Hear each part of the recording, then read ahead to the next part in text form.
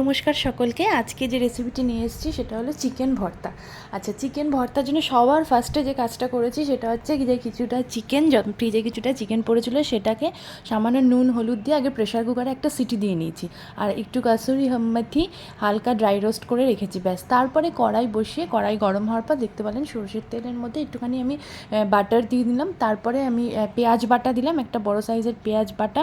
তারপরে আদা বাটা 1 চামচ, রসুন বাটা, আদা বাটা 1 চামচের চেয়ে একটু কম, রসুন বাটা 1 চামচ। এই 3টে জিনিস দিয়ে এবার ভালো করে একটু কষাচ্ছি।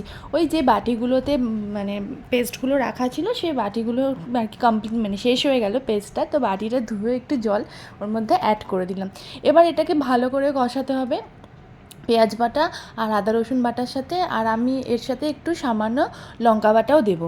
নিয়ে এবার খুব ভালো করে এটাকে ঘষাতে হবে। আর তার আগেই তো আমি বলে রেখেছি যে ফ্রিজে যে একটু চিকেন পড়েছিল, তো ভাবলাম যে সেটা দিয়ে আজকে চিকেন ভর্তা করে নেওয়া যাক রাতে, তো ওটাকে একটা সিটি দিয়ে রেখেছি।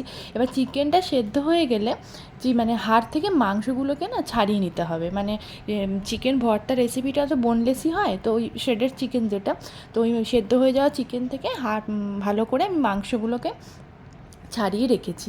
আর সেদ্ধ করা চিকেনের সেই জলটা ফেলবো না, মানে চিকেন স্টক যেটা, সেটাই এখানে মিক্স করব, তাতে এই চিকেন ভর্তার টেস্টটা আরও ভালো হবে। তো ওই জলটাকে আলাদা করে রেখেছি, আর ওদিকে চিকেনগুলোকেও আস্তে আস্তে বেশ সুন্দর করে ছাড়িয়ে রেখেছি। এবার এখানে কিছু গুঁড়ো মশলা অ্যাড করব, যেমন একটু ধনে গুঁড়ো দেবো, 1 চামচ ধনে গুঁড়ো। এই ধনে গুঁড়োটা আমি বাড়িতেই বানাই, গোটা ধনে হালকা ড্রাই রোস্ট করে তারপরে ওটাকে গুঁড়ো করে নিই। এই বাড়িতে বানানো ধনে গুঁড়োটার টেস্ট যেন বেশি ভালো লাগে। একটু ধনে গুঁড়ো দিলাম 1 চামচ, আর 1 চামচ জিরে গুঁড়ো, তার সাথে কিছুটা লঙ্কার গুঁড়ো, একটু ঝাল লঙ্কার গুঁড়ো, আর একটু কালারের জন্য কাশ্মীরি রেড চিলি পাউডার।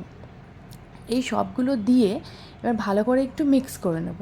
তারপরে আর একটা ইনগ্রিডিয়েন্ট দেবো, এগুলোকে একে একে সব দিয়ে দিলাম। এই যে লঙ্কার গুঁড়ো একটু দিলাম, এই পুরোটাই কিন্তু ঝাল লঙ্কার গুঁড়ো নয়, এর মধ্যে কিছুটা কাশ্মীরি মির্চও আছে। খুব বেশি ঝাল হবে না, মিডিয়াম ঝালই রাখছি। আর কাঁচা লঙ্কা বাটা তো দিয়েছিলাম। এবার দিয়ে আর একটু হলুদ দিলাম একটু, দিয়ে এবার ভালো করে এগুলোকে মিক্স করব। এগুলোকে মিক্স করার পর এর যে কাঁচা গন্ধটা চলে গেলে তারপরে এর মধ্যে টমেটো পেস্টটা অ্যাড করব, আর একটু নুনও দিয়ে নিলাম এই পর্যায়ে। আর চিকেনটা যখন সেদ্ধ করেছিলাম তখন তার মধ্যে একটু নুন দিয়েছিলাম, তাই চিকেনটা মিক্স করার পর তারপরে টেস্ট করে যদি মনে হয় তখন আরেকটু নুন অ্যাড করবো, আর এতে যদি ঠিক হয়ে যায় তো ভালো। এবার এই মশলাটা বেশ ভালো করে মানে কষিয়ে নিচ্ছি।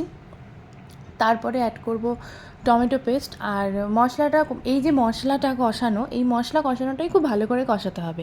মশলা কষানোটা যতটা ভালো হবে রান্নার টেস্টটাও ততটাই ভালো হবে। এই যে টমেটো পেস্টটা এখানে দিয়ে দিচ্ছি, এই টমেটো পেস্টও তাই ওই বাটিটা ধুয়ে একটু জলটা অ্যাড করে দিলাম। এবারে টমেটো পেস্টটা দেওয়ার পর যেহেতু আরেকটু জলীয়ভাবে অ্যাড হলো, এইবার এই মশলাটাকে আর কোনো জল না দিয়ে খুব ভালো করে কষাতে হবে। মানে এমনভাবে কষাতে হবে যে এটা কড়াই মানে তেল তো ছাড়বেই, আর কড়াইয়ের গা থেকেও আলগা হয়ে যাবে, মানে শুকনো শুকনো হয়ে যাবে। সেই পর্যায় অবধি ভালো করে মানে বারবারই নাড়াতে হবে, না হলে নিচে যদি লেগে যায়। সেই জন্য আমি আঁচটা মিডিয়াম রেখেছি, খুব একদম লো রাখিনি, তাহলে অনেক বেশি সময় লাগবে। আর খুব বাড়িয়ে দিলেও তলায় লেগে যাওয়ার চান্স থাকে, তাই আঁচটা একটু মিডিয়াম রেখেছি। নিয়ে এবারে খুব ভালো করে এই মশলাটা কষাবো। এবারে মোটামুটি যা কিছু মিক্স করার ছিল, যা যা মানে মশলা ছিল সবই হয়ে গেছে, মশলা কষানোও আমাদের হয়ে গেছে। এইবার আমি সেই সেদ্ধ করে ছাড়িয়ে রাখা চিকেনগুলো এখানে পুরোটা দিয়ে দিলাম। নিয়ে এবার চিকেনের সাথে রান্না তো মানে মেন কাজ হয়েই গেছে, চিকেনও সেদ্ধ করা, মশলাও কষানো হয়ে গেছে। এবার চিকেনের সাথে এই মশলাটাকে একটু মিক্স করে আর একটু কষিয়ে নিয়ে তারপরে চিকেনের যে স্টকটা ছিল রাখা, চিকেন সেদ্ধ করা যে জলটা, ওই জলটাই দেবো। আলাদা করে আর কোনো জল দিতে হবে না, এতে মানে টেস্টটা খুবই ভালো আসবে।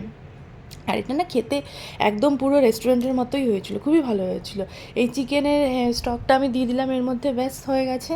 এবারে একটু ফুটিয়ে নিতে হবে, রান্না তো মানে প্রায় রেডি। এবার একটু ভালো করে ফুটিয়ে নিয়ে, আর যেটা মেন আরেকটা ইনগ্রিডিয়েন্ট যেটা আছে মেন, সেটা হচ্ছে ফ্রেশ ক্রিম। আচ্ছা, ফ্রেশ ক্রিম আমার কাছে সেদিন ছিল, তো আমি ফ্রেশ ক্রিম এখানে অ্যাড করব একদম লাস্টে। ফ্রেশ ক্রিম দেওয়ার পর আর খুব বেশি নাড়ানো মানে বা ওটাকে ফোটানোর দরকার নেই, তাই আগেই আমি একটু মানে চিকেন স্টক দেওয়ার পর একটু ভালো করে ফুটিয়ে নিচ্ছি। এই পর্যায়ে নুনটাও টেস্ট করে নিলাম, নুন মোটামুটি ঠিক আছে। আর নুন দেওয়ার প্রয়োজন নেই। আর এটা তো খুব বেশি ঝোল ঝোল হবে না, একটু মাখা মাখা মতোই হবে। আর যখনই আমরা ফ্রেশ ক্রিমটা অ্যাড করব, এখানে আমি একটু ওই কাজু পেস্ট দিয়ে দিলাম, সামান্য একটু কাজু পেস্ট এখানে দিয়ে দিলাম। আর যখন হচ্ছে আমরা ফ্রেশ ক্রিমটা অ্যাড করব তখন এটা থিকনেস একটু বাড়বে। আর কাজু পেস্ট দিলাম, তাতেও এটা বেশ কিছুটা থিকনেস অ্যাড হলো। কাজু পেস্টটা লাস্টে দেওয়াই বেটার, কারণ ফার্স্টে ওই শুকনো গুঁড়ো মশলার সাথে যদি আমরা কাজু পেস্টটা দিই তখন মশলাটা একটু কড়াইয়ের গায়ে লেগে যাওয়ার চান্স থাকে। সেই জন্য কাজু পেস্টটা যে কোনো রান্নায় একটু পরের দিকে দিলেই টেস্টটাও ভালো হয়, আর মানে রান্নাটা করতেও সুবিধা হয়। কাজু পেস্টটাও দেওয়া হয়ে গেলে এবার সবগুলো হচ্ছে মিক্স করে নিচ্ছি ভালো করে। এরপরে দেবো হচ্ছে ফ্রেশ ক্রিম। এই যে ফ্রেশ ক্রিমটা আমি এখানে দিয়ে দিলাম, খুব বেশি দিইনি, মানে মোটামুটি ওই বড় চামচের 1 চামচ মতো একটু ফ্রেশ ক্রিম দিলাম। এবার ফ্রেশ ক্রিমটাকেও মিক্স করে নিচ্ছি। আর একটা জিনিস আপনারা দেখে থাকবেন, রেস্টুরেন্টে চিকেন ভর্তার সাথে সেদ্ধ ডিম না পিস পিস করে ছোটো ছোটো পিস করে দেওয়া হয়, সেটাও আমি সেদ্ধ ডিম একটা করে রেখেছি। এবারে কসুরি মেথি যেটা বলেছিলাম শুরুতেই, যে ড্রাই রোস্ট করে রেখেছি, ওটা হাত দিয়ে ঘষে দিলাম, ওটাও মিক্স করে নিলাম। আর ওদিকে সেদ্ধ ডিমটাও ছোটো ছোটো পিস করে রেখেছি, সেই সেদ্ধ ডিমের পিসগুলোও এখানে দিয়ে দিচ্ছি। এবার সেদ্ধ ডিমটার সাথে এটাকে মিক্স করে নেব। আর লাস্টে একটু বাটার অ্যাড করব, আর একটু শাহি গরম মশলা, ব্যাস তাহলেই আমাদের এই চিকেন ভর্তার রেসিপি রেডি হয়ে যাবে। এই চিকেন ভর্তা আমরা তন্দুরি রুটি বা নান যেটা হয় তার সাথে খেতে পারি। এই যে রেডি করার পর চিকেন ভর্তা দারুণ হয়েছিল খেতে।